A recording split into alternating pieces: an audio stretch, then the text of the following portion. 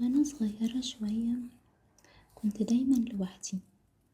كل لما يكون عندي صحاب يا يفضلوا يضايقوني لحد ما أنا أبعد عنهم، أو ألاقيهم بيبعدوا عني من غير سبب، لحد ما بطلت أصاحب حد عشان ما اتضايقش.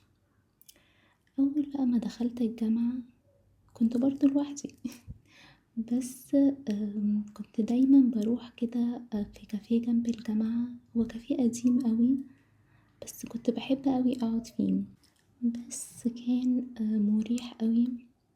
كراسي كده خشب والنور اصفر الهادي ده، وريحة القهوة بقى مالية المكان. كنت بحب اقعد جنب الشباك، وكل يوم الجرسون يجي يقولي هتشربي زي كل مرة؟ اقوله اه بعد اذنك، واقعد بقى افتح كتبي واقعد اذاكر وانا بشرب قهوتي وببص من الشباك على اللي رايح واللي جاي. كل واحد في عالمه كده الخاص، وكل واحد وراه قصة كبيرة محدش يعرف عنها حاجة. بما اني بروح كل يوم فخلاص بقيت حافظة الناس اللي بتروح دايما. بس كان بيلفت نظري دايما 3 بنات كده بيجوا دايما الكافيه مع بعض. ليه بقى كانوا بيلفتوا نظري؟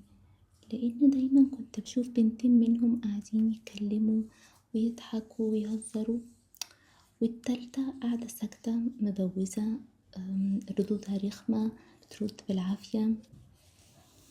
في مرة البنت دي دخلت الحمام وسمعت البنتين التانيين بيتكلموا عليها وعمالين يقولوا لما هي مش عايزة تصاحبنا طب ليه بتيجي معانا، لما هي متضايقة قوي من قعدتنا بتقعد معانا ليه، ان قد ايه هي بتعاملهم وحش، وقد ايه هي حساسة زيادة وبتقفش وبتزعل من اقل حاجة.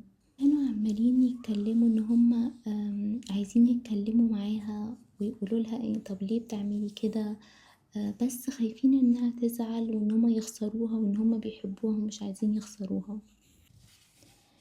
المهم بعد فترة وكعدتي يعني وانا قاعدة في الكافيه بذاكر، لقيت البنت دي جاية ومعاها كده شاب، مش عارفة بقى كان صاحبها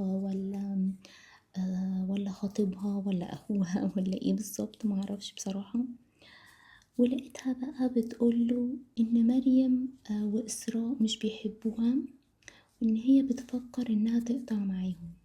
طبعا انا فهمت على طول ان مريم واسراء دول البنتين اللي بيقعدوا معاها دايما. الولد ده او الشاب ده يعني سألها طب انت عرفتي ازاي ان هما مش بيحبوكي يعني؟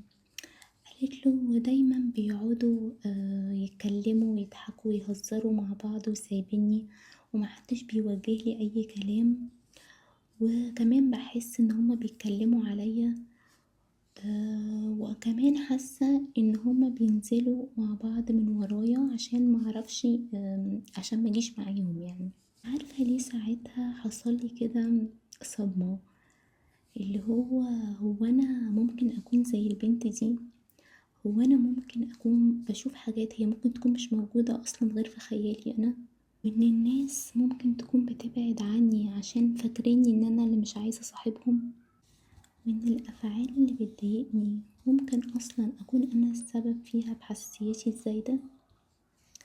ومن ساعتها وانا بدأت اشتغل على نفسي واغير طريقة تفكيري، اني اقتنع ان انا مش هقدر افصل الناس على مزاجي، اني لازم اتقبل ان احنا مش شبه بعض كلنا، وان الصداقة المفروض تهون على الناس مش تبقى ضغط وعبء عليهم.